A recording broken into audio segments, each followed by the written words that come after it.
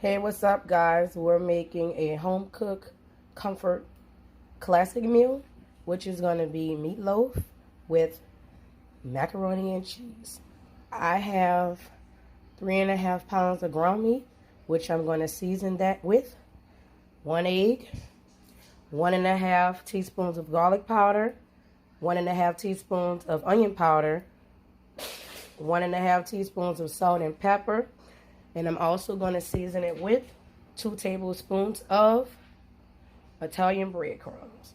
The egg is to make sure that your meat doesn't get overworked and to help to keep it moist so it won't get tough or dry out. So let's get started. I have 1/4 of an onion and 1/4 of bell pepper. I don't really like a lot of seasoning in my meatloaf. And I'm going to cover my meatloaf with aluminum foil, and I'm going to bake it at 350 for 1 hour and 25 minutes to 2 hours. But once it starts to cook, I'm going to take the foil off to let it brown and take it out, and then I'm going to make a gravy for it. And then we're going to get started on our mac and cheese. Okay. Hey, what's up, y'all? We're going to be making a classic comfort meal, which is meatloaf with macaroni and cheese. So for your meatloaf, I have 3.5 pounds of ground meat. I'm going to season that with 2 tablespoons of Italian breadcrumbs, 1.5 teaspoons of black pepper, 1.5 teaspoons of garlic powder, and onion powder, and I'm going to throw in 1/4 of an onion and 1/4 of a bell pepper. So let's just toss it in.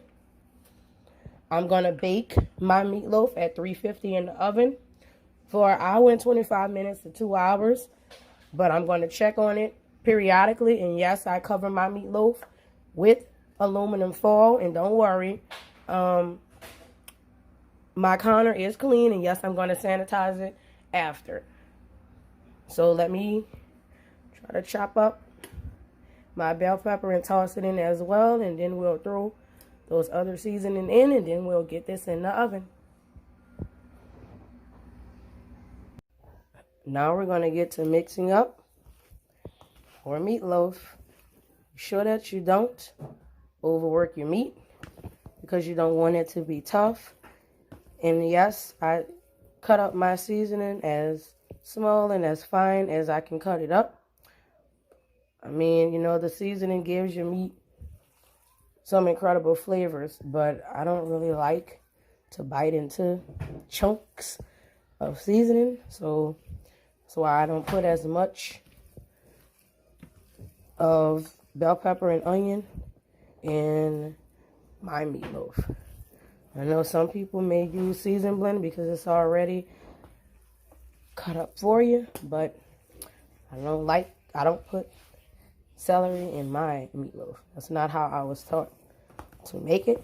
So I'm going to keep mixing this up, and then I'm going to transfer it in my glass pan, cover it with some aluminum foil. It's a 13 by 9 glass baking pan, and I'll be right back. After about an hour, your meat is going to look like this. It's not cooked yet. I'm going to put it back in the oven for 30 minutes and let it brown, and then I'm going to use some of that yum yum, is what I call it, from the meat, and I'm going to make a brown gravy with it. Now we're going to get started on working on our macaroni and cheese. Yes, I like to buy the half-length spaghetti that's already broken in half, so I don't have to worry about doing it. It's the same amount of spaghetti as the regular pound pack. I'm waiting for the water to start boiling, and I'm going to drop the spaghetti in there.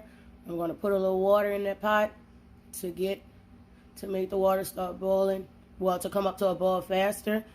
And I have our ingredients to make our cheese sauce with. And I'm going to drop the spaghetti in the pot after I strain it. Make our cheese sauce and mix it around. I'm going to put a little pepper in it, and sprinkle some cheese in it and mix it around as well, and put some cheese on top and run it in the oven for 10 minutes. I'll be right back. After about an hour and a half, this is how your meat should look.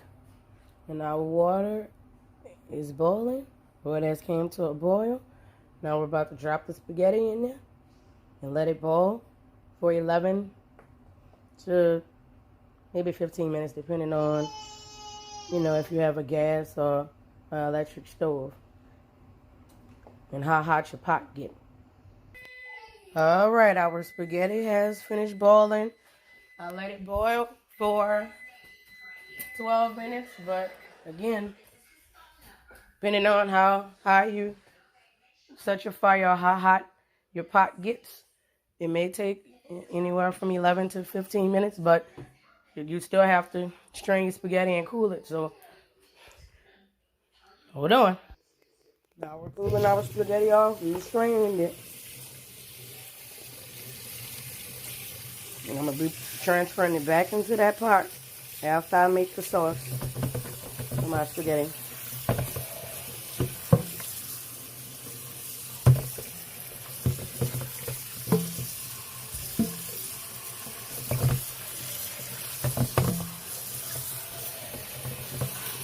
And that's the trick to making sure that they don't stick.